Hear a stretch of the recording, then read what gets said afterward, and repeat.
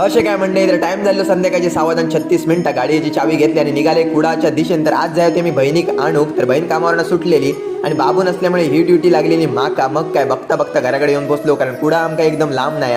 घराकडे येतं तर पप्पा बसलेले मस्तपैकी नाश्ता करू, आणि आज होती पोळी सकाळची आणि मस्तपैकी चाय. तर नाश्ता झाला, गाडीची चावी हातात घेतले. तर आज असं करेक्ट माका 7:30 वाजता भाडा.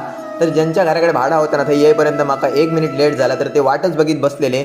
सामान वगैरे आणून गाडीत ठेवल्याने तर भाडा सोडूचा होता करेक्ट रेल्वे स्टेशनवरती. भाडा वगैरे सोडले आणि परत एकदा निघालो आपण आपल्या घराच्या दिशेने. आणि घराकडे येतोय ना, तोच पप्पाने रिक्षा धूक घेतली. पप्पा टायमिंग बघत नाही, गाडी चकचकीत होईल. तर आज माझा मित्र पण इल्लेलो, आणि तुमका पण माहिती आपले 50K यूट्यूबचे कंप्लीट झालेले आहेत. तर मित्र घेऊन इल्लो केक आपल्यासाठी. मग काय सगळेजण घरातले रेडी झाले, आणि याचं ऑलरेडी मोठं ब्लॉग चॅनलवरती इल्लेलो असा.